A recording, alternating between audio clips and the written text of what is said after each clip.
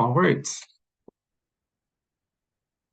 Well, good evening, ladies and gentlemen, and welcome to the Town of Forest Heights monthly town meeting.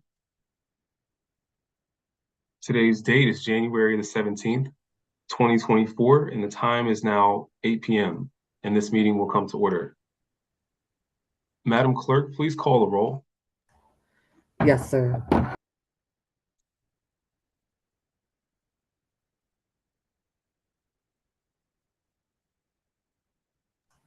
A couple of councils are having issues. Councilmember Noble. Oh, here, I'm sorry. Councilmember Hines. She's having issues. Councilmember Kennedy. Councilmember Browson. Councilmember McDonald. I think they're in the waiting room. Mayor Lilly. Councilmember Little. Present. Mayor Lilly. Present. Okay. We don't have a quorum. They're in the waiting room. I had to get them out. They're in the wrong location. So can you bear with me for a second? So I go back to them and tell them how to come in, please. Okay, we'll have a brief moment. Bear with us as we make sure we have our attendees in the right. Okay. Got one. I'm here now. This is Teresa Brownson. Can you hear me? Yes, we can, Councilmember Browson. Okay. Thank you. Mhm.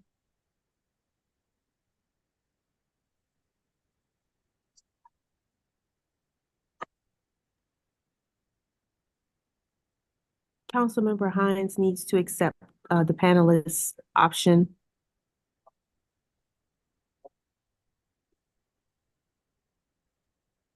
Yeah, she can hear us. I'm talking to her now on the phone.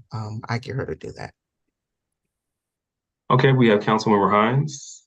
Can you hear us, Councilmember Hines? Yes. Councilmember McDonald. You see her? Council President McDonald, excuse me.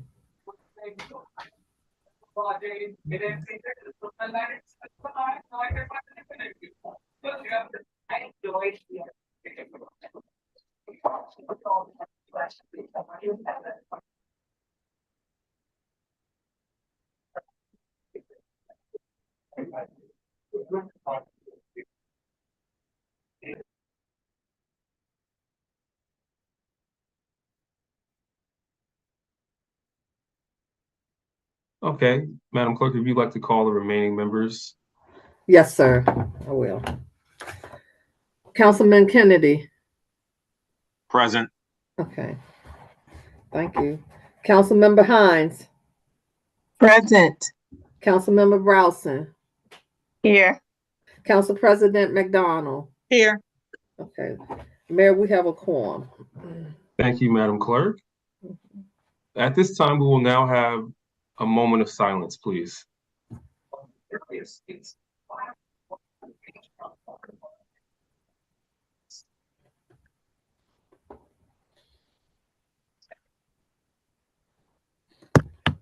Thank you.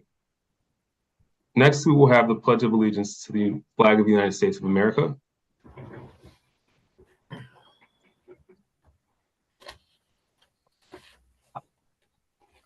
I pledge allegiance To the flag to the flag of the United States of America and to the republic for which it which stands, one nation under under God, God, indivisible, with with liberty and justice for all.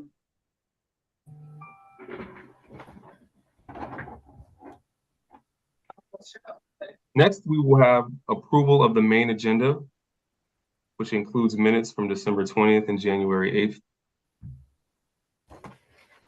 I move that we approve the main agenda for tonight. I second. It has been moved and seconded that we approve the main agenda for tonight. All in favor, please signify by saying aye. Aye. Aye. Aye. Are there any opposed? The ayes have it. Next, we will have public period. And during public period, members of the public are allowed to provide comment for up to 2 minutes. Are there any members of the public who would like to provide comment tonight?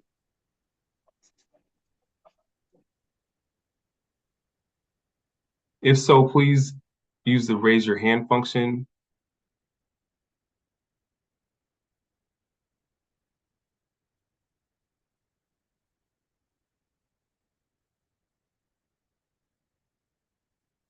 All right, to the host for our meeting, are there any hands raised that we don't see for public comment at this time? Mayor Lilly, there are no hands raised at this time.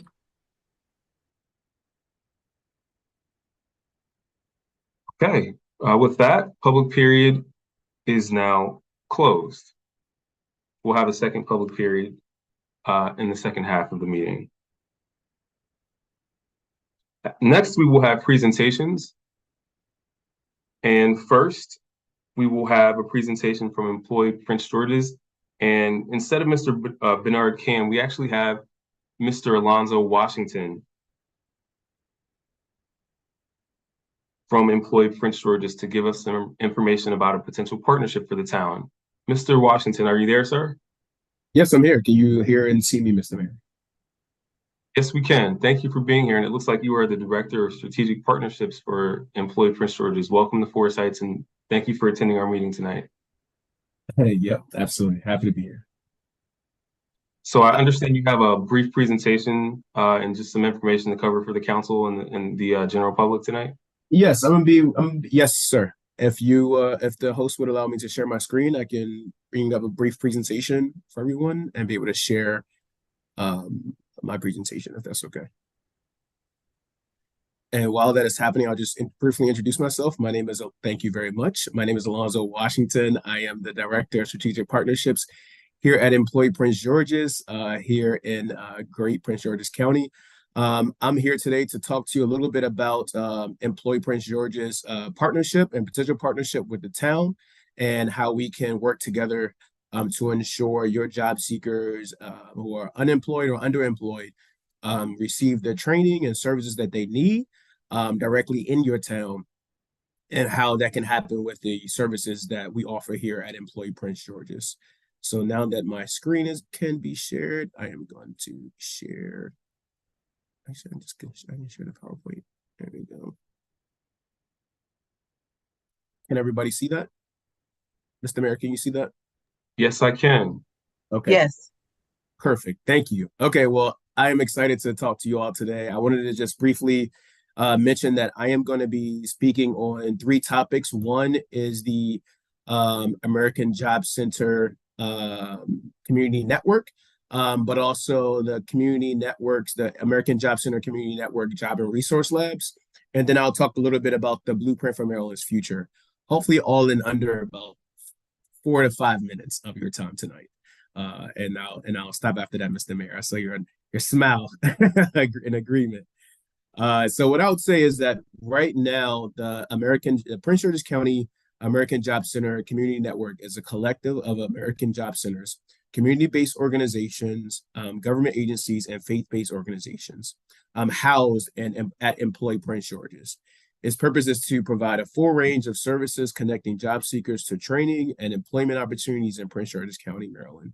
By partnering with Employee Prince George's, your town will be able to unlock a world of workforce development possibilities, enhancing the lives of your residents and driving economic growth. That's also the reason why we would love for the town to become a partner with us through our American Job Center network.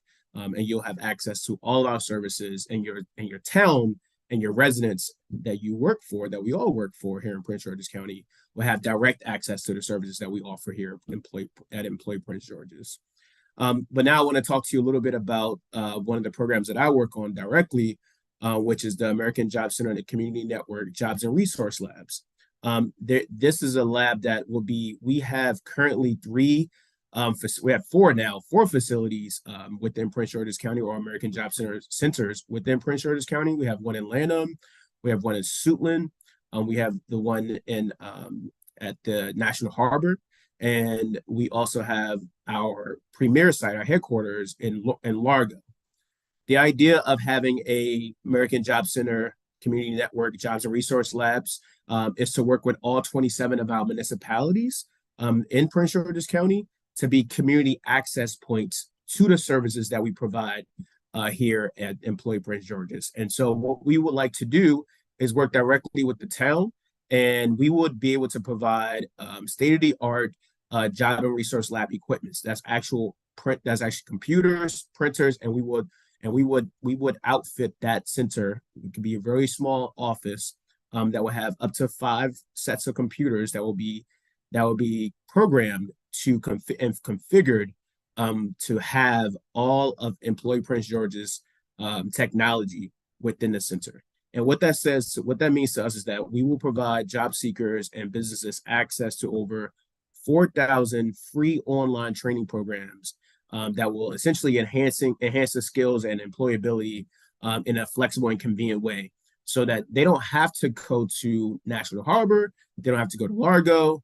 They can come directly to your town center and walk to your town center and be able to have access to these trainings, these 4,000 free online training programs that will be offered to your residents.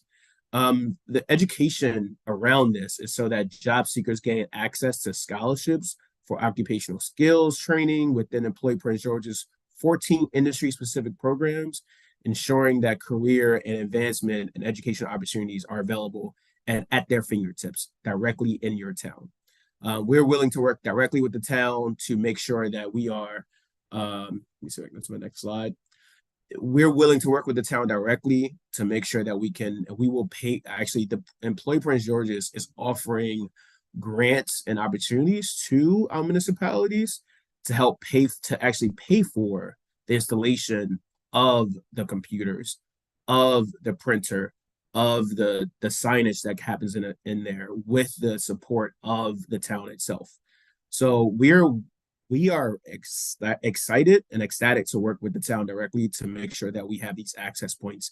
In order to become to have this job as a resource lab at your town, first the town must become an AJCCN community ambassador or become a part of our network, which is what my colleague Ben Can has been talking to the town about becoming a part of our network. That's one. I think you guys are on your way to becoming that.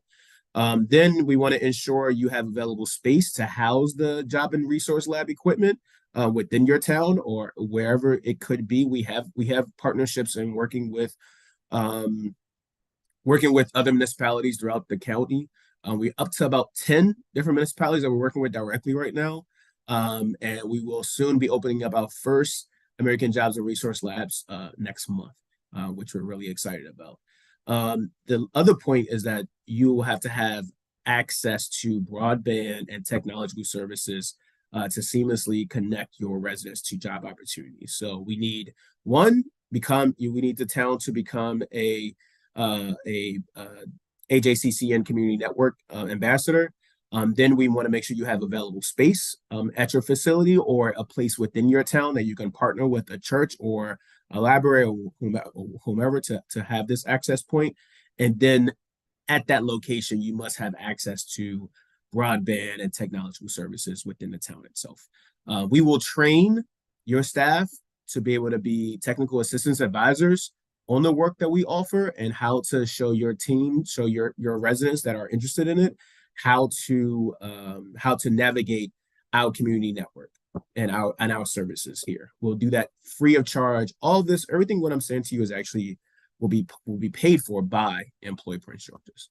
And so with that, I also wanted to those are the two pieces I want to talk about, which is the community becoming a community ambassador through our American Job Center network, but then also the Jobs and Resource Labs. And the last piece I wanted to talk to you all about is that through the Blueprint for Maryland's Future, $4 billion in the year 10 educational plan and transformative plan led by the state of Maryland, Employ Prince George's will be hiring up to 2 different career coaches in every high school and middle school here in Prince George's County. That's funded by the state of Maryland.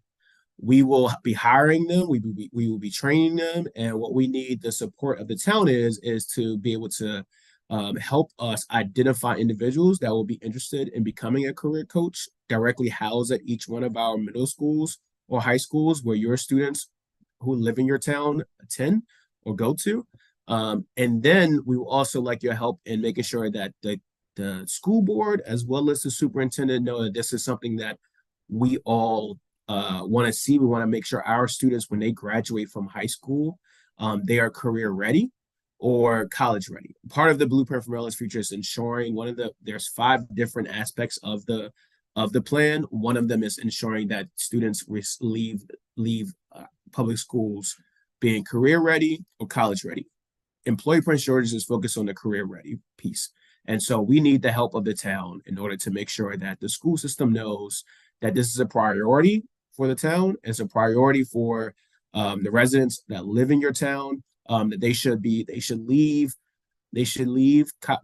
high school with either with an associate's degree or a certificate, and they can do that through Employ Prince George's. And so we will be hiring career coaches and career counselors for every high school and almost every middle school here in Prince George's County. So with that said, I'll be willing to take any questions, Mr. Mayor, and I want to thank you and the town council for having us. And I look forward to having a great discussion and our future partnership together. Thank you, Mr. Washington, for the presentation. Lots of good information presented tonight. I did want to open the floor to questions. Does the council have any questions for Mr. Washington? I see Councilmember Noble's hand up, so I will go to you first, Councilmember Noble. Yes. Thank you for the presentation. I look forward to partnership, but I guess my question, because I know you have a center, you said at the National Harbor, and I think the town, although we have all these great spaces, but we don't have enough space to do all these things. So do you know what the square footage is that will be needed? You know, is there so many computers at one center, or I guess that's my question. That's a great question. We're actually American Job Center Community Network location in Career Center located in National Harbor is a very well done center. Is actually one of our most used centers in Prince George's County. And so that is actually a larger center. We're looking for smaller ones that would be housed either within the town through a partnership potentially with a local church or a local business. Either will work from our end. The square footage isn't important, is whether or not you have the space that's available for it. I can't give you a certain square footage. I would say probably if I was to guess at one, it will probably be between 100 or 200 square feet. We want to be able to have at least 2 to 3 computers in that facility that your residents will have access to. And so it's totally up to you how many computers you want, and how small the space and how large the space can be.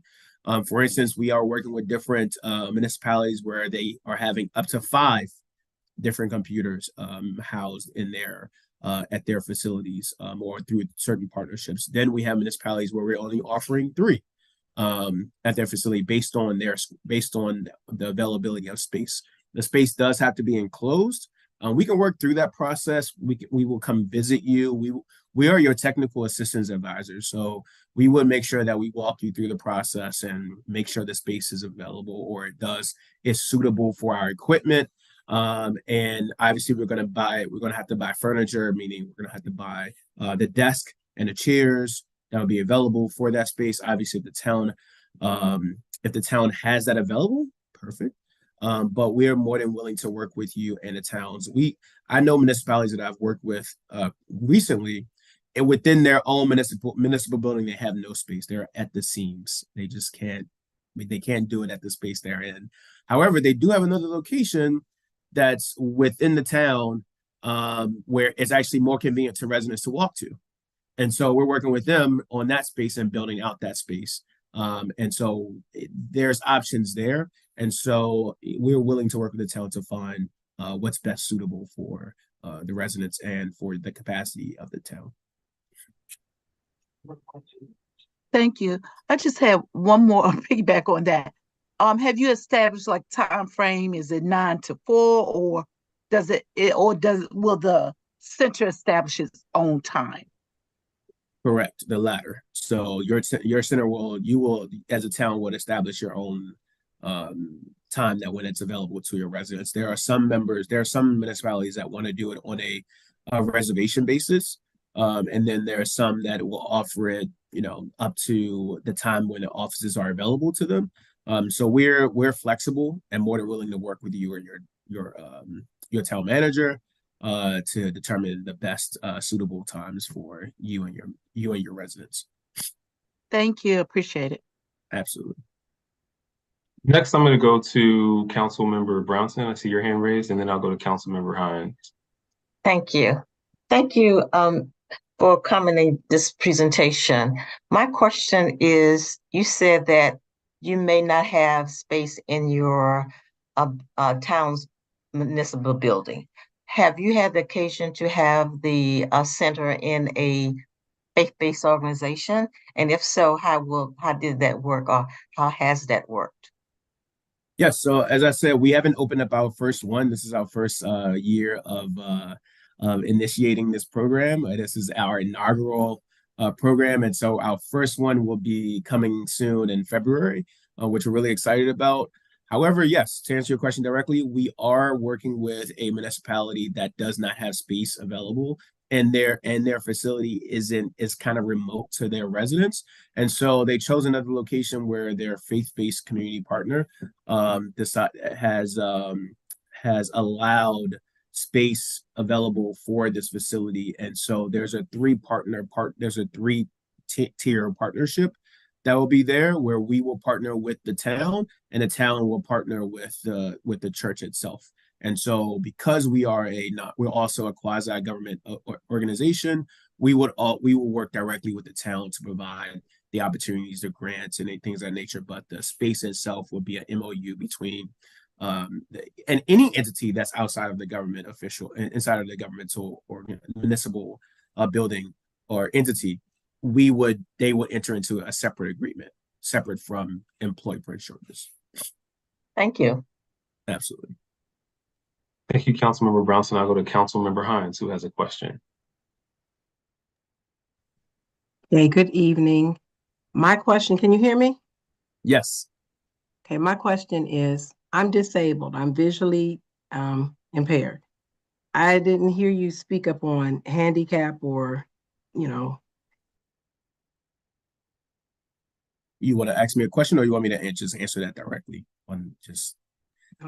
No, that was, do you have, are you is it ready for visually impaired? I would have to, I believe it is. What I will say is that currently all of our systems are available right now to all Prince Georgians that have internet access at home. They'll be able to take advantage of all of our services that we offer through our community network. And so you'll be able to take that advantage of that right at home. Or you can go to the facility. We will make sure the facility is accessible for anyone that has a special handicap or need. And so we will make sure that that's available. All of our facilities must be handicap accessible. And we will make sure of that. I believe that's also that most municipalities' town policies as well, including the state of Maryland policies, that all of these facilities must be accessible for our visually impaired or disabled residents. Thank you. Absolutely. This is a great question, by the way. I would agree. Great question. I want to ask a question that is actually coming from public, which is, would the program only be available to residents of Forest Heights, and would there be someone required at the town to run the program once it stood up? All great questions coming from some great residents you have here. What I will say is that yes, it will be available to anyone that you have it accessible for too. So if it's someone that's just on the border of Forest Heights that wants to come in the facility, we hope that the town would allow that person to come in to be able to take advantage of these opportunities. If not, if you are a Prince Georgian or an aspiring Prince Georgian, and you want to move to our county, you will then also have access to these services via our website at employprincegeorges.org or employpg.org. So you'll also have access to that, to the site as well. I believe with that, can you repeat the latter question? The second part of the question was, will we have to have someone hired at the town to run the program after it's stood up? Great question. So yes, we will provide technical assistance and training to any and all staff that you as a town designate as the technical assistance advisor for this facility, for the lab itself. We will provide that free of charge, and they'll be able to have access to us. When a resident comes in, we will monitor when residents take advantage of the opportunity at your site. We'll be able to know specifically that a resident came to Forest Heights and registered through our programs, and we'll be able to track that resident. And we will provide them with a private career coach, depending on their assessment that they go through. We will have someone contact them immediately and walk them through the process. So what we will need for the town to have is someone or someone in the town to be accessible to residents that want to take advantage of these services and opportunities. And of course, we would do the training, and we will provide the training for that service as well.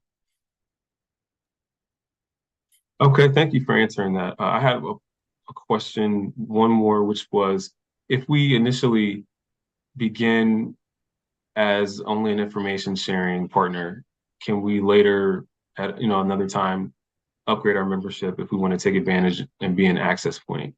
At any time. Okay. Councilmember Hines, did you have another question? Okay, I see your hand still up. Okay. Looks like.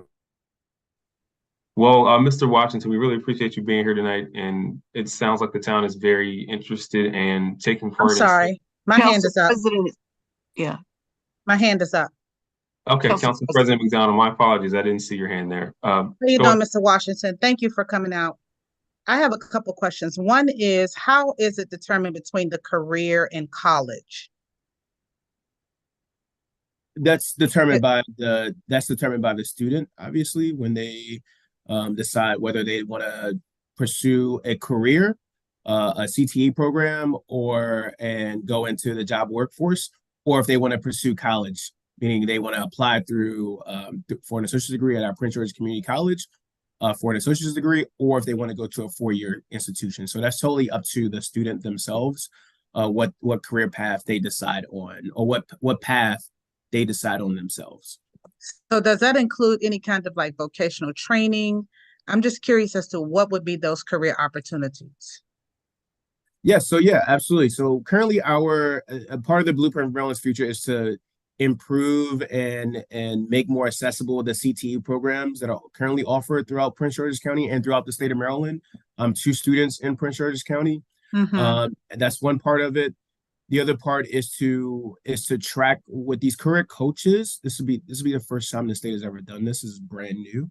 So these career coaches will be hired through Employ Prince George's. They will be housed in the schools and work directly with students that they identify that want to pursue a career after high school instead of college. And we will identify apprenticeships. We will identify opportunities for them and align them with those opportunities, because we have the partnerships throughout the county and throughout the state for whatever a student will want to become if they do not want to go to college. We will walk them through that process through these career coaches. And my last question is, will there be online opportunities within this choice of, coming to work or going to school? I'm not sure I follow the question or So understand. so when you're saying that there's going to be a career coach, right? Correct.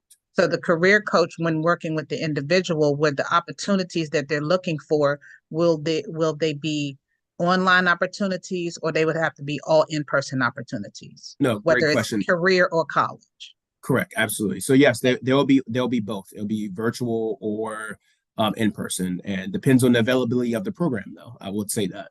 So right now, a lot of our students can leave college, can leave high school in Prince George's County with with an associate's degree and a high school diploma currently at Prince George's Community College, and they can do that for free.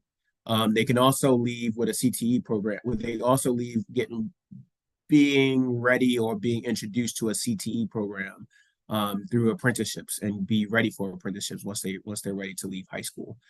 So our role at Employ Prince George's and through these career coaches is to make sure that we connect the student with the opportunity.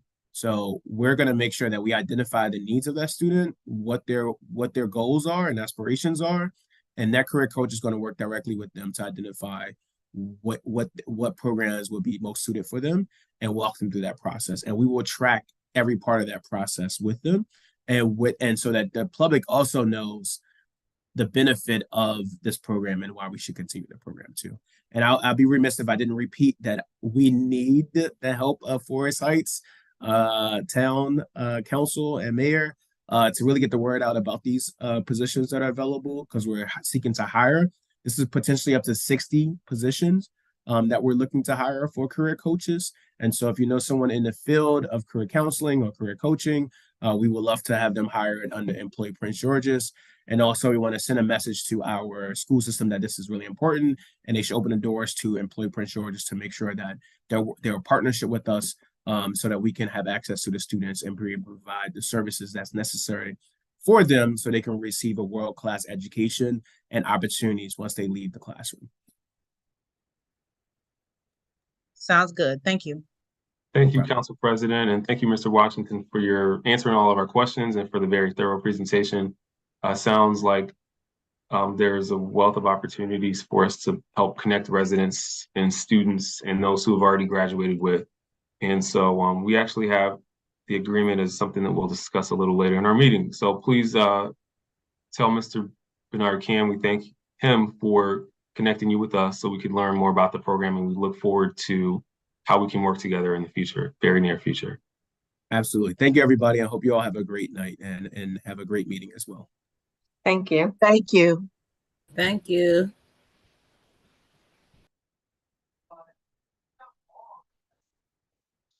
All right, next we have a presentation this evening from Greenwell Consulting Group, which is the town's lobbyist.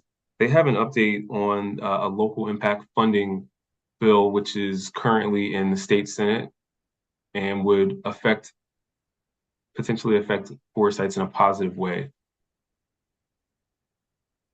To our person that is running our meeting, do we have Greenwell in our panel section so they can present and so they can be unmuted?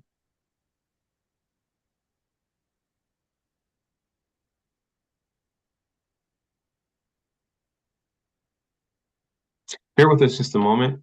We're getting the representative who's going to speak on behalf of Greenwell. We're getting them access so they can be unmuted and speak.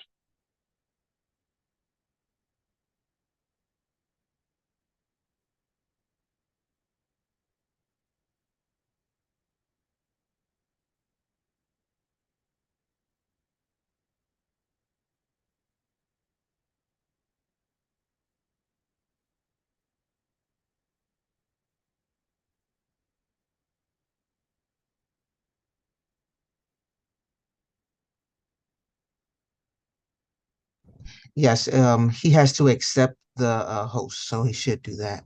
And there he goes. Mr. Lanier, are you there, sir? I am. Good evening. Good evening. Good evening. Okay, sir, you have the floor. Please, there you are. Now we can see you and we can hear you. Very good. Okay. Well, great. Good evening, Mayor and Council. Ivan Lanier, Greenwell Consulting Group. I'd like to, you guys probably know, your team already knows, my partner, Jonathan Carpenter, is on, and also Leslie, our Director of Government Affairs, is on too. I believe they're in, right? Have we allowed them in? I see, Chief, if we could get an invitation to Greenwell Consulting Group, which is the name, and then also to Jonathan Carpenter, so they can come in as well. Yes, sir. I'm doing it now.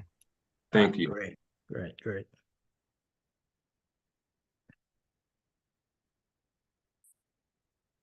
And certainly while they're joining, I think you know, Kevin Best, town attorney, and many of the council folk, we've had this conversation for many years, and we fought a very valiant battle in order to get this funding, this initial funding in.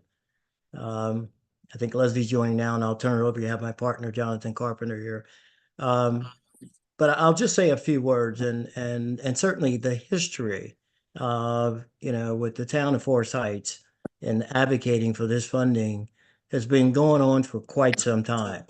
Basically MGM, the way the law was written, MGM Casino opened up in 2016. There was language in the statute that said that any casino located within a municipality within 2.5 miles supposed to get a certain amount of funding somehow, somewhere. And I'm not a lawyer, and Mr. Best knows, we were kind of left out of that and getting our funds. So it's been a tremendous fight in order to get funding. We just started receiving funding through many years of failed legislative attempt in 2022. And so we've been very, very aggressive, and we felt this year, through your guidance, that this is a good time to ask for that big pot of money. I remember years ago, Councilmember Brownson and you, Councilmember Noble, when we were going after 250,000, you said we should be going after 500,000, which we did. So it's always better to ask above and beyond. And I'll turn it over to Jonathan, who will everyone knows Leslie here. But we want to, as he says, we want to temper expectation because of the budget issues that's going on in Annapolis. But then at the end, I will also make a couple comments. There are some additional pots of money out there.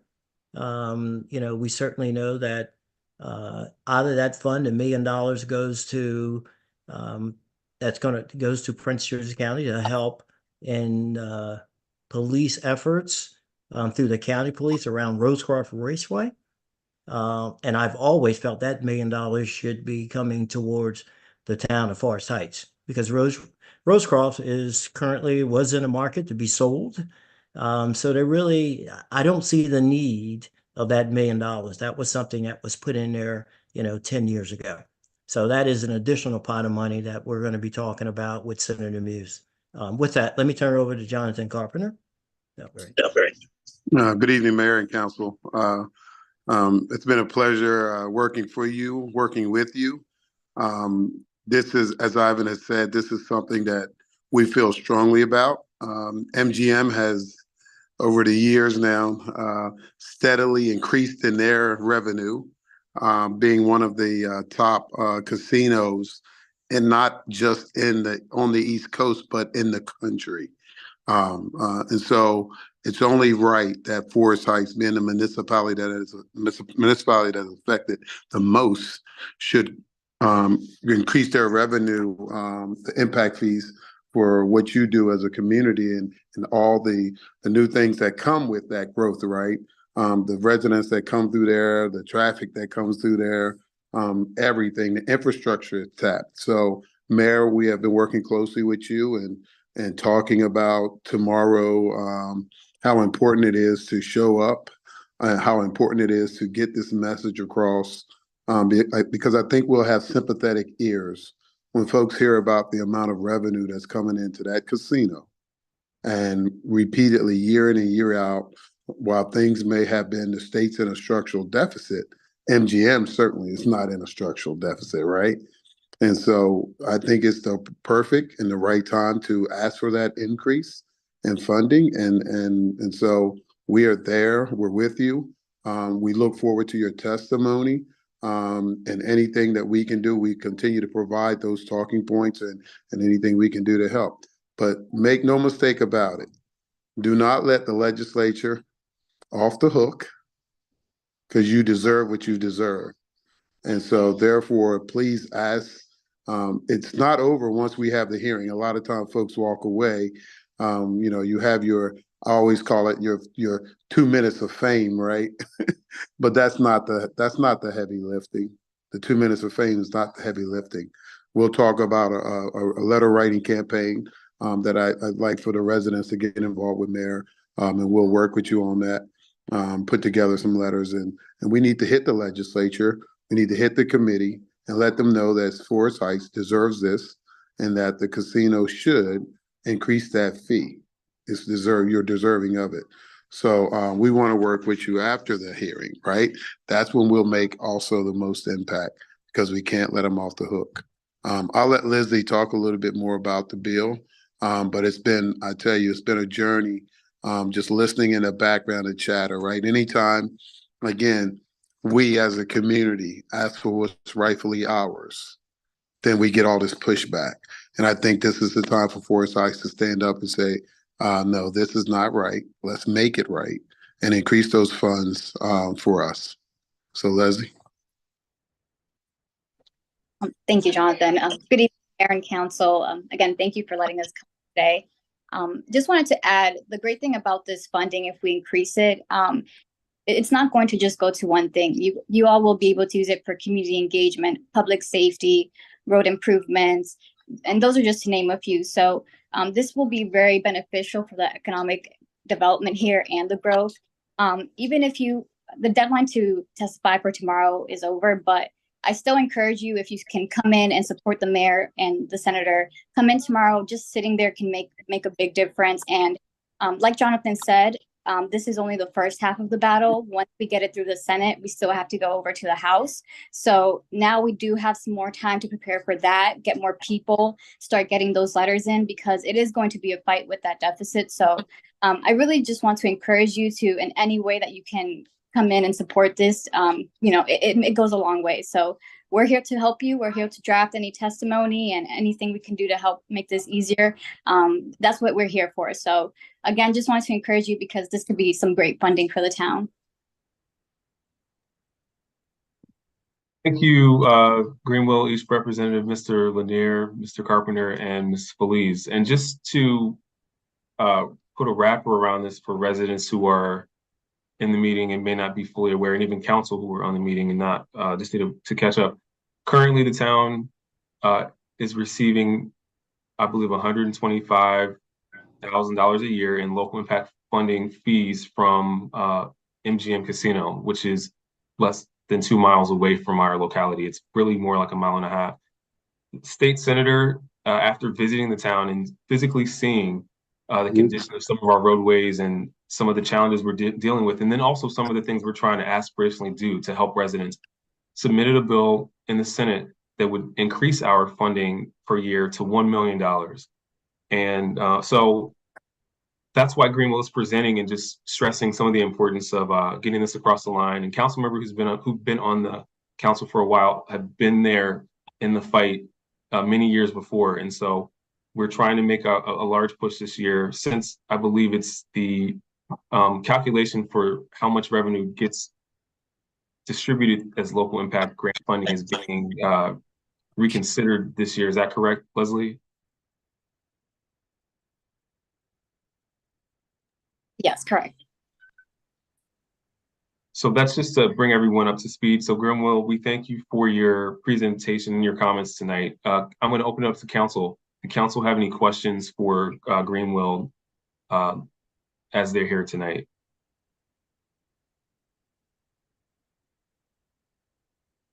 Councilmember Noble, I see your hand up. Oh, thank you. I just want to say, thank you for presenting this, and I want to thank the senator too, if we can push it through and get it to the next spot and get the funding. And because this is something that has been due the town for a long time. So I appreciate all the efforts, and hopefully this will make it, check comes to the town in the near future. Thank you. It Thank you, certainly Council. has. I will say that Jonathan mentioned it, that MGM is again the highest, grossing, casino in the country right now, which is amazing. MGM National Harbor, I think, grossed 800 and I don't know, $50 million or somewhere along those lines, which is indeed very incredible. And again, when we pass gaming years ago, one of the caveats was that if you were a municipality, we knew you were going to be adversely impacted by traffic and such. And when that occurred, then a municipality within 2.5 miles of the casino, the sixth in the state, would be afforded the opportunity to mitigate the traffic and maybe increasing crime and things of that nature by getting a local impact grant. And the counties are certainly getting the local impact grant somehow, somewhere. We were left out of that. So what we're also doing is we're calling it a catch-up provision, because we felt we should have had this from the time MGM opened up its doors, which was in the statute. And so we are very much behind, and this $1 million doesn't really cut it. We're hoping to get this million and go after some additional funding. So, I 100% agree with you, Council Noble, on going very hard at this issue and recouping some of those past fundings that are due to the town. So thank you. Thank you. Thank you, Councilmember Brownson. Thank you, Greenville Consulting Firm, for getting this bill through, as far as it has gone. And thank you for representing the town. And I do want to say that I wish that the town had had the right representation when the impact fund were negotiated originally. And it makes me think about some of the things that's coming up in Forest Heights in the future, like Harbor View, for instance. And we want to make sure that we don't get the same results or get left behind or get stonewalled when corporate businesses come to the town and don't do their due diligence for the residents. So I just want to say that. Thank you. And Mayor, if I may, one final thing, I know we're on a timeline here. So in that response, you're absolutely right. Thank you for the kind words, Councilwoman. But I will say that the Governor Moore has a new initiative, which is if there are any state funding that's coming through, that's being funded by the state, he is encouraging, not mandating because he cannot, that there must be a community benefits agreement. And so we are paying attention to that. And our team picked that up the minute it come out, because that's what we do. We read everything that's coming through. And you're right. If there's a major development and there's any state funding and it reaches that $20 million threshold, then the governor is encouraging that entity, in order to get state funding, he should start talking to the local affected, municipality or community associations. And that's mainly dealing with the hiring practices to make sure that the local community is getting involved in some of the small businesses in that area. So that is something that came out, I believe, Jonathan, it came out in November, the governor's executive order. So those are things that I'm glad you brought that up, that we're paying very, very close attention to. When you're talking about transportation issues, any of those issues that are going to be funded, we want to make sure any developer that comes in or any partner is going to have to sit down and speak with the town of Forest Heights about how to become inclusive. So we're certainly understand that mandate, and we're on that too. Thank you. Thank you. Thank you. I see we have Mr. Best. Did you have a question, sir? Yeah, I just wanted to make kind of a comment. And it's good to see Ivan. It's been a long fight, and Greenville was successful after at least, I think, 2 other lobbying firms gave it a try early on. So congratulations to that. But I wanted to, state that the parcel that MGM's located on with their casino, that parcel of land has 2 sides that are the corporate boundaries of the town of Forest Heights. It's that close.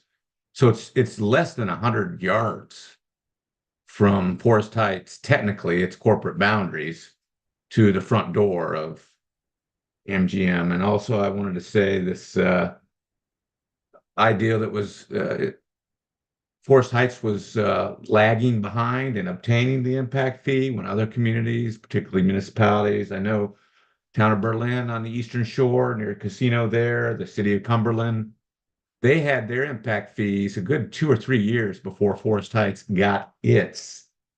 There's even an HOA, a homeowners association near Berlin called Ocean Pines that obtained that impact fee well before a municipality, Forest Heights, received it. So I just wanted to just kind of remind you of that, and good to see you and your team, Ivan, tonight. Thank you. No, it's a pleasure, and we'll let the senator know. That's a good tidbit, or mayor, or anyone testifying. Those are very good points if you may want to add into your testimony tomorrow. So yeah, thank you for that. I forgot about it. An HOA has actually been getting money from a casino, and here we've been fighting for forever. So those things they like to hear from the council folk and from you, Mayor. So I encourage you to take notes at a couple of things that Kevin has said. That'll bring, like Jonathan said, they're very sympathetic, but that's even better when you say, well, we're only 100 yards. Yeah.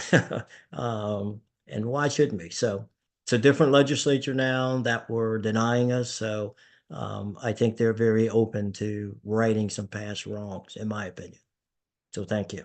Thank you, Mayor. Thank you all for being here and for the Another update. question, Mayor. Yes, Council President. No, there's a question in the Q&A.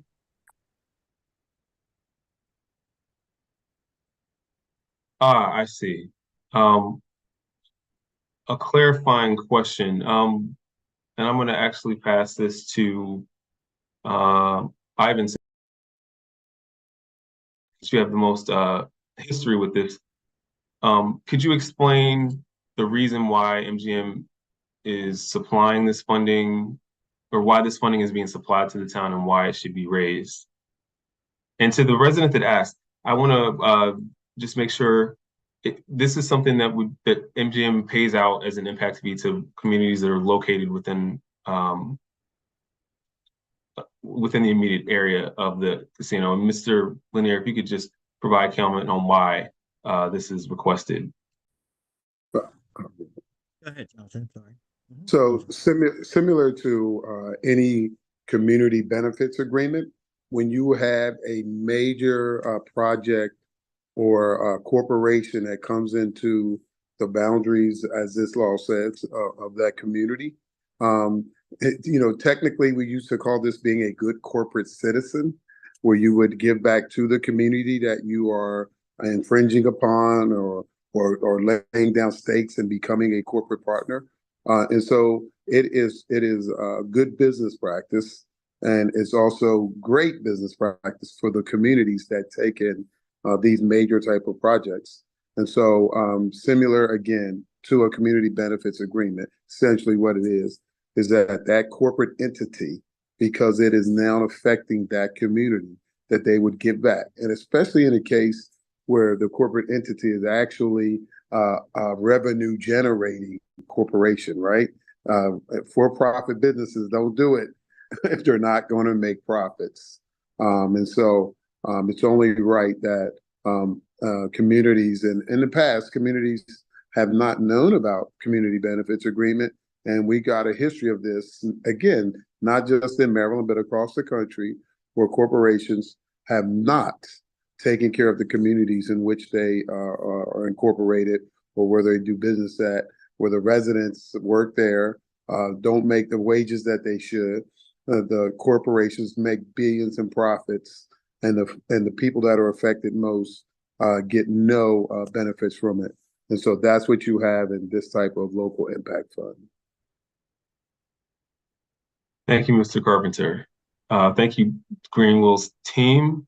And I'll give a little more information about testimony in the mayor's report, just in the interest of time. But thank you all for being here tonight. And we look forward to the beginning of a triumphant session with the initiatives we're trying to push through during this 2024 session in the Maryland General Assembly. And we thank you for your assistance. And we hope this is just one of many wins that we can get for the town in the near future. Absolutely. Thank you. Thank you all. Thank you.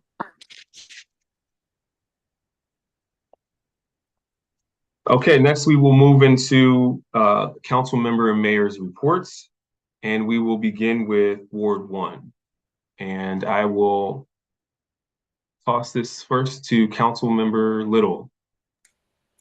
Good evening, everyone. I have nothing to report at this time. Well, actually, I do. For the youth, we are having a vision board party on January the 20th. That's Saturday, and I believe it's at 1 p.m.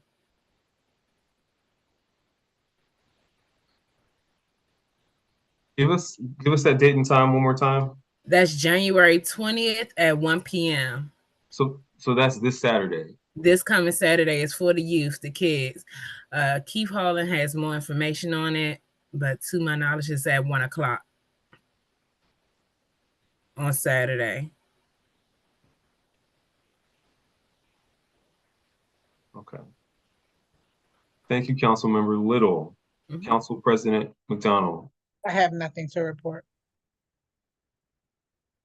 Okay, thank you, Council President. Next, I'm going to move to Ward 2, and I will begin with Council Member Brownson.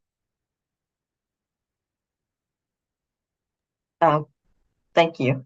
I just want to mention that we're going to be having our advisory committee meetings at the end of the month. And that's January 27th for the Finance Committee and the Ways and Means Committee, and January 28th for the Public Safety and Public Works Committees. I also want to mention that I will be one of the persons that will be testifying tomorrow on behalf of the Impact Grant. And I saw we got an email about Delegate Woods going to be having a meeting at the Oxon Hill Library about how to testify and stuff. And it's going to be on the same date as our advisory committee meetings. It's going to be at 1 o'clock on January 27th. So I think our meeting is going to be early from 10 to 12:30 or 1 o'clock. But from the message, her meeting is going to be very informative for the council and for the residents. So I would just want to bring that to everyone's attention. And there was an article today in the Washington Post about the Maryland budget and the shortfall that they're going to be taking for the next 5 years. So I do want to have that for the committees to have into consideration, and for the department heads to have in consideration when we start planning our FY25 budget. Because the article says that Maryland is going to take a hit.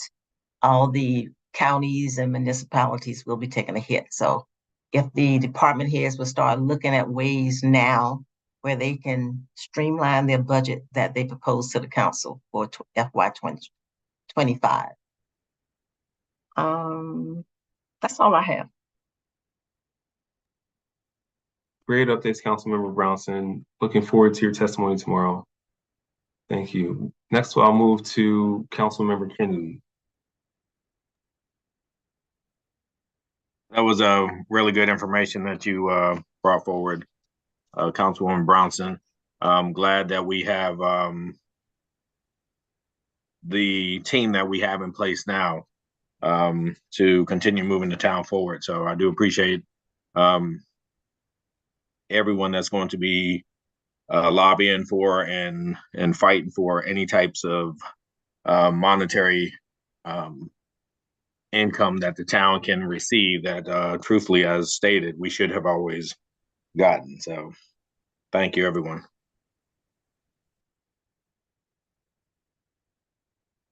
Thank you, Councilmember Kennedy.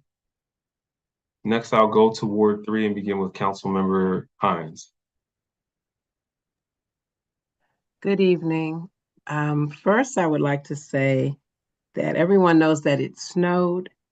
I don't know if you guys are aware that the team that Cynthia Mann has established to cut grass, her team has gone to those same residents and they've salted the walkways for the elderly, or they got the snow up. And I just really want to say thank you to Cynthia Mann and her program that she started.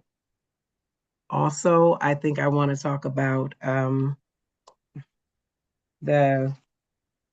had something else. Well, I think that's it. Thank you. Thank you, Councilmember Hines. Yes, a huge thank you going out to the Greater Ashland Hill Community Development Corporation, of which Ms. Cynthia Mann is Executive Director. She's a former council member and a current resident in the town of Forsyth. And we really appreciate that organization taking care of seniors in what was a very unexpected and much more comprehensive storm than we were anticipating. And so that's a great shout out. Thank you, Ms. Mann and the organization, if you are listening. Next, I'll go to Councilmember Noble. Yes, good evening. Just one was not really an update. With the weather, the winter weather, Black Hawk, as usual, has just, it's an icy road. So I know we had talked about being proactive. So now we need to figure out how to de-ice that part of Black Hawk, and going forward, just communicating to the Black Hawk residents what the plan is, because there is a plan in place. So if we can make them aware and then just be proactive in making those conditions a little safer. Thank you. Thank you, Councilmember Noble. And I'll say I'll go next and I'll continue on that line of talking. Yes, two residents who are listening now, I know probably the resident who reached out to us about this is not on tonight, but Black Hawk Lane is a priority for the town. In fact, last year, the town submitted a grant, or not a grant, I'm sorry, we submitted an appropriations request with our congressperson, Congressman Glenn Ivey in his office. And that request was honored in the amount of $850,000. However, before the town receives that funding, it has to be passed in an appropriations budget that goes to the president to sign. And so if you've been watching news headlines, the last few extensions of Congress to spend funds federally, they've been stopgap measures. They have not been full appropriations bills for the current fiscal year. So we have scoped that project out and are positively awaiting that the funds will be approved. And the way that funding is designed is that it's awarded to projects that are ready to get up and running, and it has to be allocated within 12 months of when it's awarded. So to residents of Black Hawk, we hear you. We have not forgotten about you. The interim town administrator myself actually had a conversation specifically about Black Hawk Drive as the Department of Public Works was doing their salting and their de-icing plan on Monday and Tuesday. I have some other items I just want to run through very quickly. On the topic of DPW, we had a smaller team, but they performed really well. Our team worked overnight to get the streets cleared, to salt, and to keep them as clean as possible. And they worked into Tuesday afternoon prepping, and then also before this meeting was made virtual, trying to set up for tonight's meeting. So I just want to thank the Department of Public Works and Chief Reese, leading as interim town administrator, for helping to get the most out of a smaller team when the town needs it. We are also already in conversation about how to prep for Friday, as it looks like we're going to get more inclement weather. And we'll continue to push out alerts that give residents information about how to reach us if you have an emergency, but also how to reach some of the utility companies that handle power. And if you see items that are dangerous, such as downed trees or downed power lines, how we can all be working together to get that information to the people who need it, so we can get power restored and we can remove dangerous situations from around the town. You've heard a lot of conversations tonight about testimony and about local impact funding and casinos. Well, I just want to give some information about what exactly is happening, where we are now. There is a Senate Bill 83, which is in the Maryland General Assembly, introduced by our state senator, Senator C. Anthony Muse. And this bill is being heard in the Budget and Taxation Committee in the Senate tomorrow in Annapolis. I'll be there in person to testify. We have Councilmember Brownson who's coming, and we also sent an email out and made some phone calls whereby we got responses from residents and from some of our faith-based partners. We really want to make a strong push to ensure that the legislators understand that this is something that Forsyth is serious about, that it has resident, council, and community support and need. So we're going to be doing that tomorrow to ensure that we can bring back to us what is going to help us to continue to move Forsyth forward. We'll be soliciting residents to write letters, as Graham mentioned before. So if you were not able to sign up to testify at this time, that's okay. We can still use your help. We'll be looking to get residents to write letters that express some of the needs we have, and then some of the things we're trying to accomplish, and some of the impacts that we face with the increased population, traffic, crime, and other effects of being within close distance of the MGM casino. We had a little bit of a snafu with trash pickup this week, which I want to acknowledge and own. But to rectify this, we have gathered the schedule for all holidays as it relates to the entire year for trash pickup. Council has this, our staff have it as well. We're going to be sharing it on the website and getting it into the newsletter throughout the year at different points, so that we can give you all the information you need as residents to take advantage of the services that you deserve. And so just as a note, trash pickup is scheduled to happen normally on Thursday. And we did reach out to some residents who reached out to us to get trash picked up if they didn't get it picked up on Monday as they would have liked. So we've taken a two-pronged approach, which is trying to make sure it doesn't happen again, and then also reaching out to those folks who were affected and we were able to get information from. If there's anyone else who had trash that was not able to be picked up, please reach out to us at 301-839-1030 or email myself or one of our staff members so that we can get to you and collect trash if you missed that on Monday. We have a National View urban renewal hearing. There's legislation that is coming before the council to consider on urban renewal, and we have a hearing which will be at our next regularly scheduled meeting, which is February 5th at 7:30 p.m. So residents, a notice has gone out about that meeting. If you would like to come and provide comment, we welcome you to do so. It'll be February 5th at 7:30 p.m., our first monthly meeting for February. I also wanted to share that Congressman Glenn Ivey's team has sent an email out to myself. I believe council may have gotten it as well. They're creating a senior advisory board, and they're looking for residents who are interested in being on this board to apply to be on the board. An email went out, which we can forward out in one of our email communications to residents, and we'll look at the possibility of getting this information into either a newsletter or sent out to residents so you can apply. The deadline is going to be February the 2nd, so time is limited. But we have a lot of involved and engaged seniors in our community. We would love for someone from Forest Heights to be represented on the Senior Advisory Board and influence policy and decisions that are going to be made on the federal level for residents in Maryland. And I wanted to mention lastly that our 75th anniversary for the town of Forest Heights is coming up in April.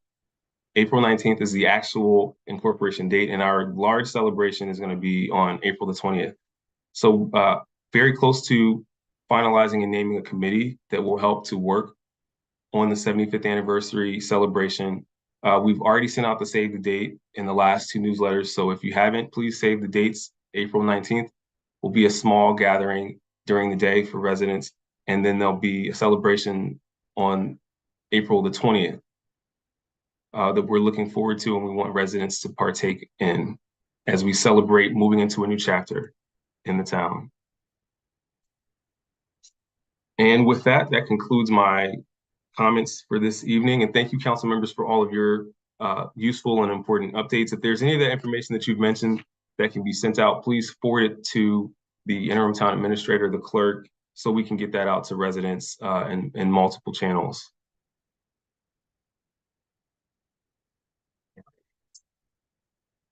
And now we will move into new business. And under new business this evening, you'll find 2 items. First, there is a memorandum on the Employ Prince George's partnership and the American Job Center Network, which Mr. Washington presented on earlier today. It sounds like council may be interested in pursuing a partnership. There are several options to review. One of the ones that Mr. Washington talked about tonight was being an access network where machines, computers, and hardware is installed at the site, either the municipality or a faith-based or community partner. There's also a tier 2 option, which is strictly an information sharing agreement, which means there's no onus on the town to provide staff or to do anything, except for we'll be able to receive information from Employer Prince George's and from the American Job Center Network, and we'll be able to share it with our residents so they can take advantage. And so, were there any questions or anyone have any comment on that memorandum or on the presentation additionally?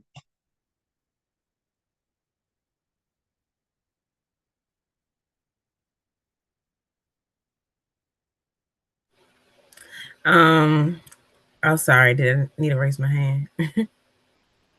Councilmember Brownson?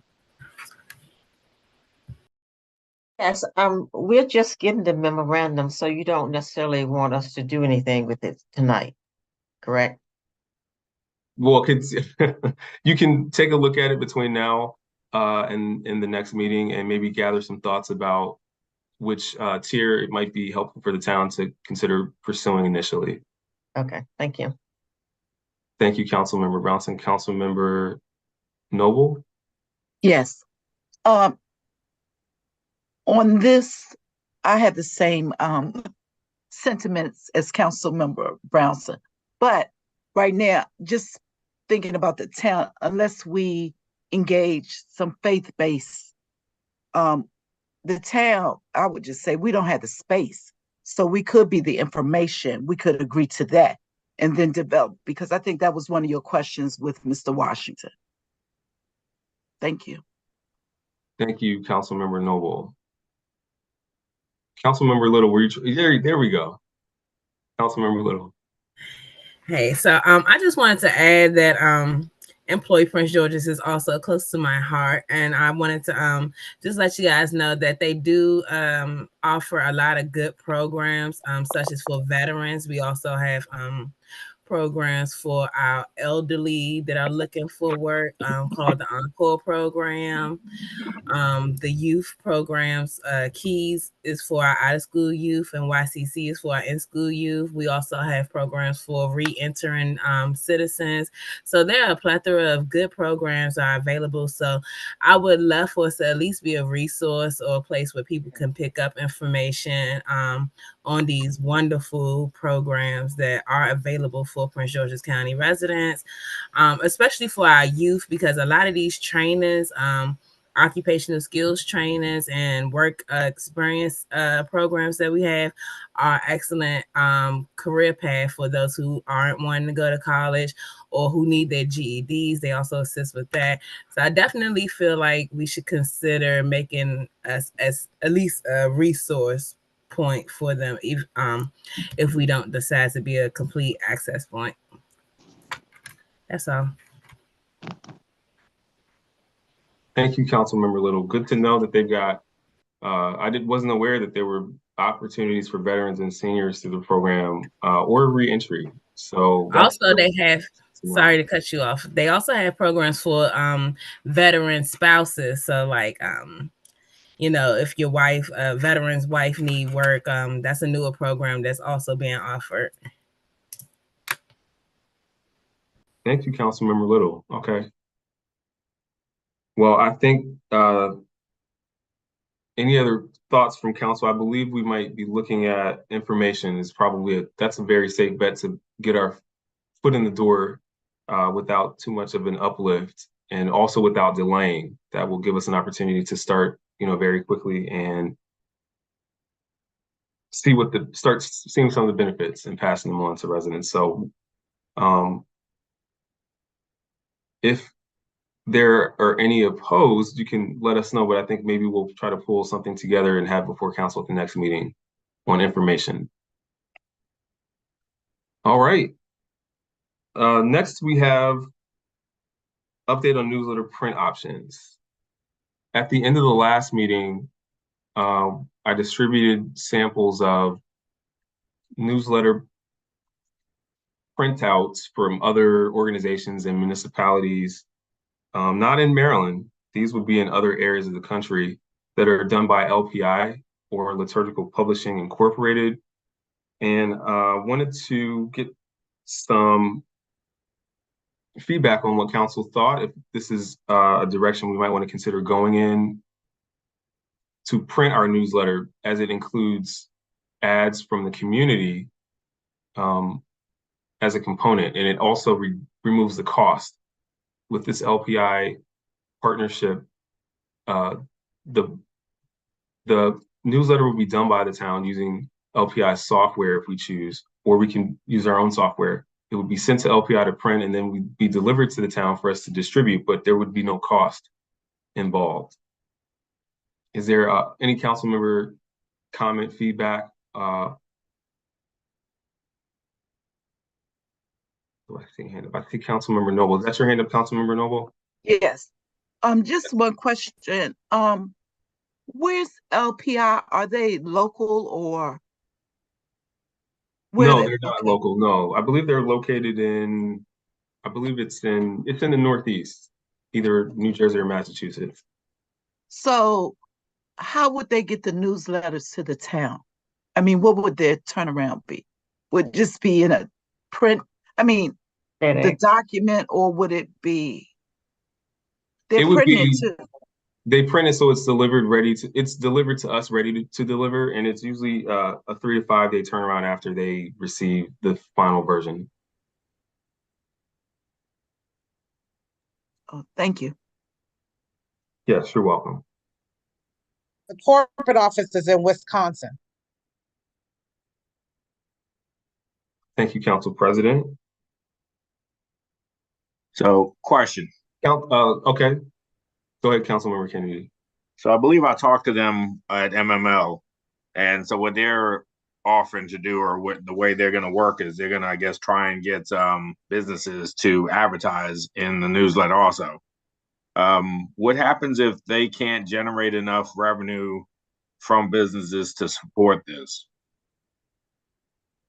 Well, they sent the agreement, and what happens is they are taking ownership of generating the revenue. And what the representative said to me is that if they are not able to do that, that means that their research or their marketing strategy is incorrect. And they said they only offer the opportunity in situations where they feel like the market is sufficient to support the ad revenue they need to produce. One of the other components is that, and I think the attorney can speak to this as he's seen this agreement. The agreement does provide for a partnership of a number of years. I believe in this agreement, it's 3 years. And so you agreed to work with them for a number of years as part of them raising the revenue through the ad purchases.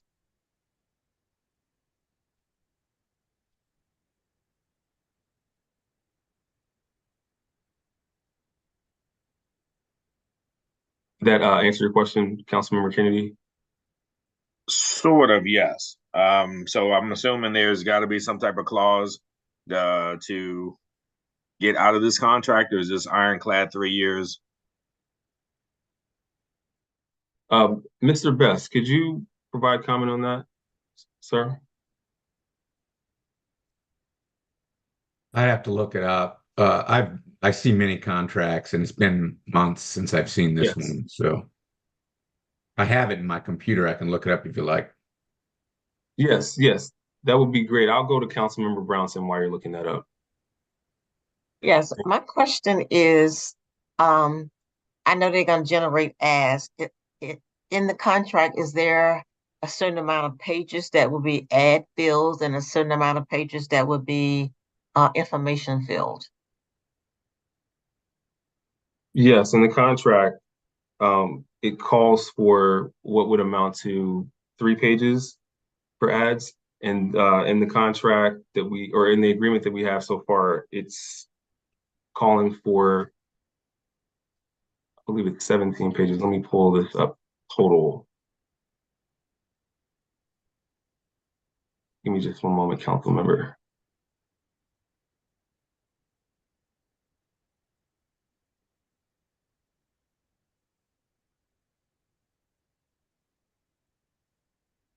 Did you present the contract to us? Yes, it was in a past, it was distributed in one of our newsletters, I believe in December, but not newsletter, in one of our packets in November or December. Guess we need to just revisit it then before we can. Yes, tonight, just to gather feedback on it, if we decide to move forward, it'll be done by a vote. Thank you. Yes, you're welcome. Okay, so in the agreement, it was a 16-page newsletter total, 13 pages of content, 3 pages of sponsorship on pages 11, 13, and 15. Thank you. Yes, you're welcome.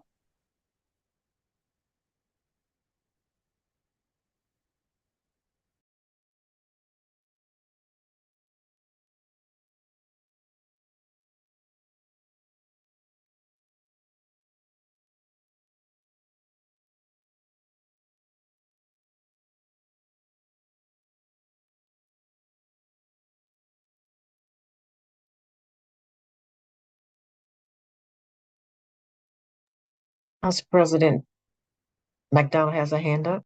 Council President McDonald? Yes, I was just gonna say they have offices in different locations: Milwaukee, Wisconsin, Cleveland, Ohio, Hartford, Connecticut, Orlando, Florida, Las Vegas, Nevada, and Dallas. My question would be, is there a way where they could perhaps come to share with us their business line or what it is they actually offer, so that we're clear as to their offering and what the contract would be? I believe that the representative would be happy to provide more information. I'll can look into having them attend or someone attend one of our meetings to provide information. It could be virtual. Yeah, absolutely, it could be virtual. And they say that regardless of, inclement weather or any, I guess they try to mitigate any issues with getting the newsletter to their customers. So that's one of their, lines of business. Good to know, Council President. Thank you.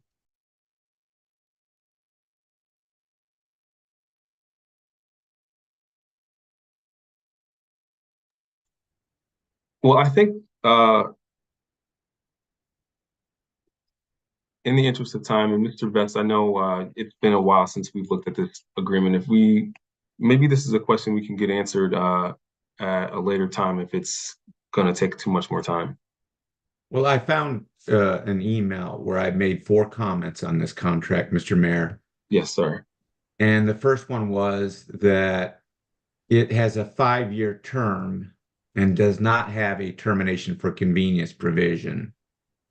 And although it's not a contract of major dollar consideration, 5 years is a long time to be saddled with a contract, especially if the town wants to go another direction.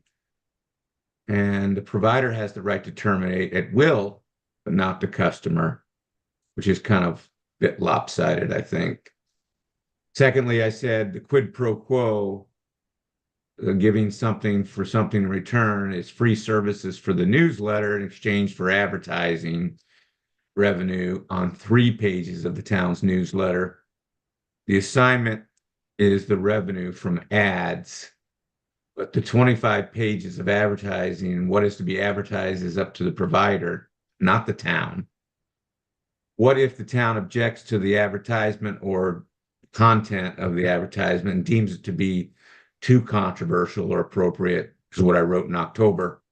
This is another reason why the town should be able to readily terminate the service contract.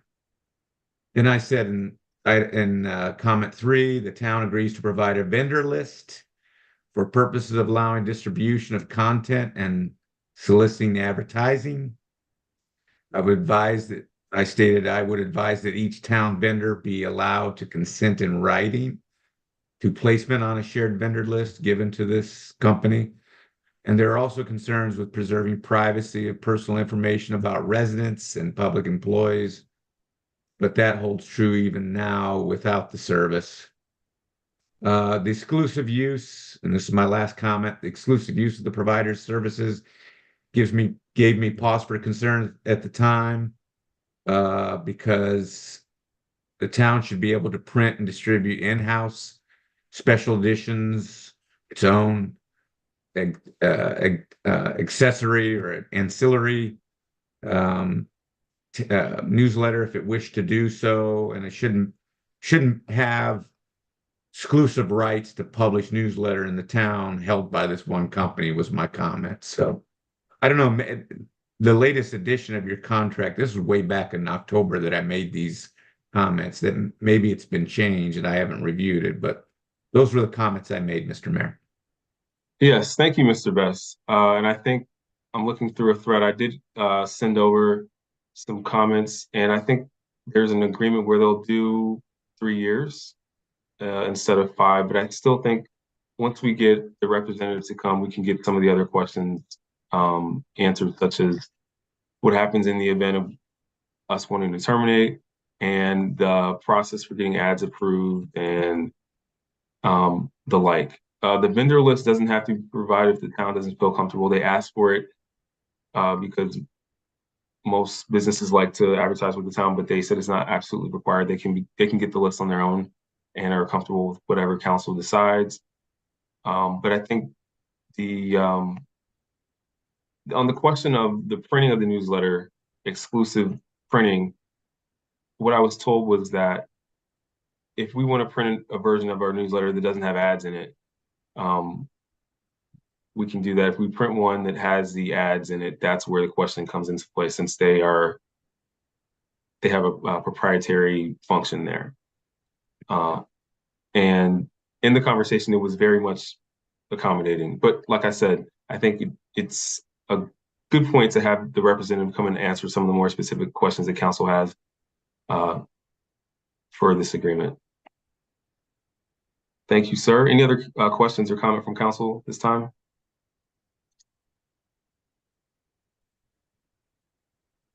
And I'm going to ask Council President McDonald, because when you've been raising your hand, I haven't been able to see it. I want to make sure I didn't go past you.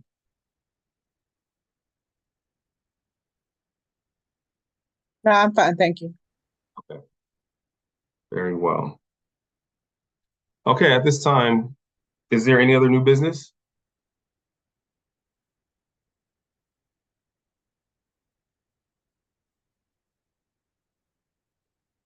Okay. Hearing none, we will now move into the second public period for this evening. Are there any members of the audience who would like to provide public comment at this time? If you would like to do so, you'll have 2 minutes, and we'll ask that you state your name and your street address.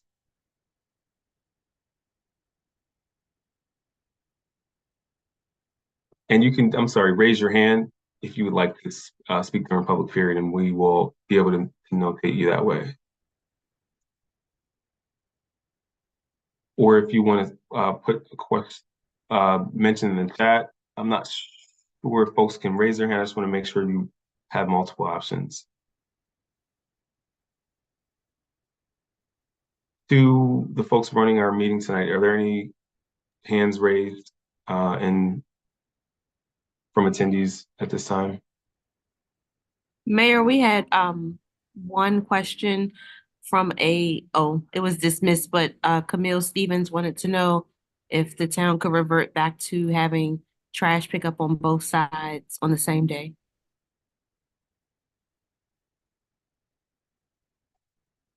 Thank you, Ms. Stevens, for that question. The council,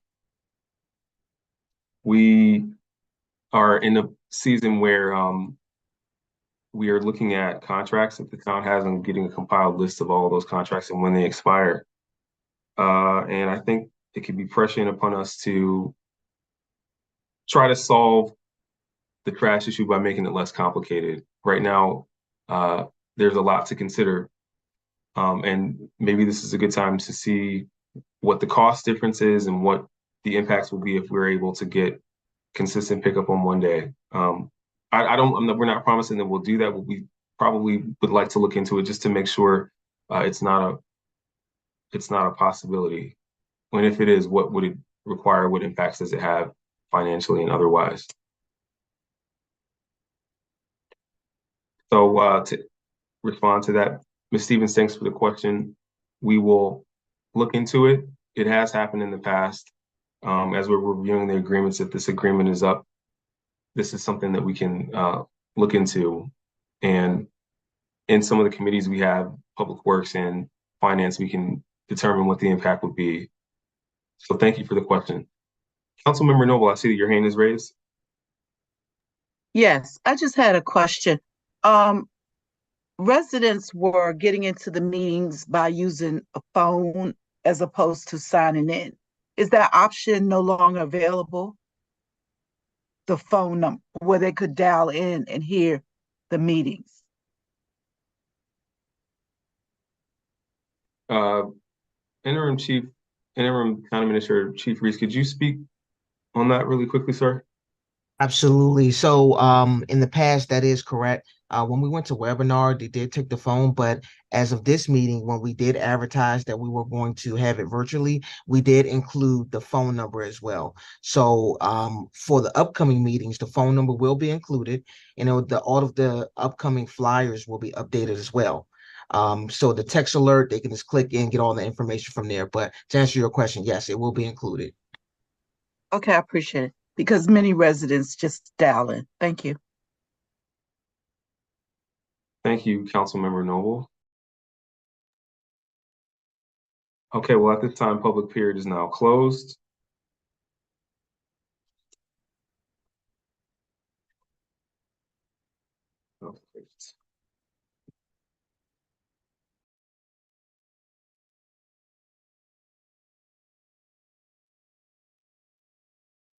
Mayor, at this time, there are no more questions submitted in the chat. Thank you, Ms. White.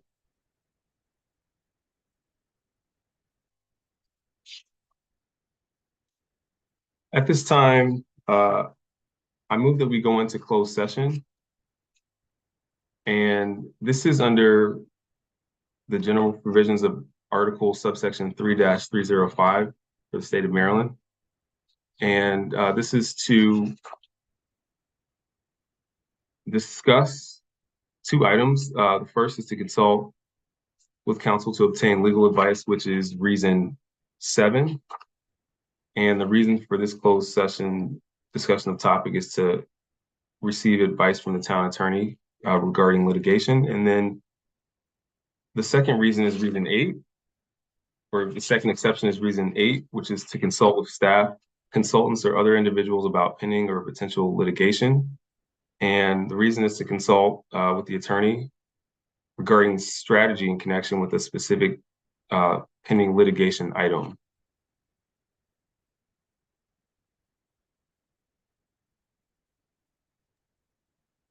Is there a second?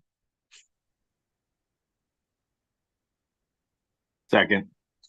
It has been moved and seconded that we go into closed session under the general provisions of Article subsection 3-305 to consult with counsel to obtain legal advice, which is reason 7 or exception 7, and to consult with staff, consultants, or other individuals about pending or potential litigation.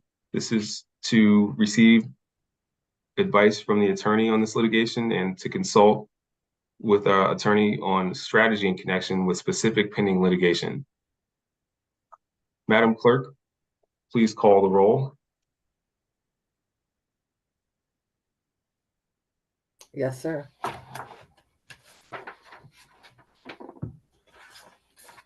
We have Councilmember Hines, Yes. Councilmember Kennedy, excuse me, Yes. Councilmember Browson, Yes. Councilmember Little, Yes. Councilmember Noble, Yes. Council President McDonald, Yes. Mayor Lilly. Yes. We have a quorum. Thank you, Madam Clerk. Okay, the time is now 9:37 and this meeting will be closed. The council will come back into open session after the closed session is done. If you would like to remain in the meeting, you can do so until that time. So at this time, the meeting will close, ladies and gentlemen.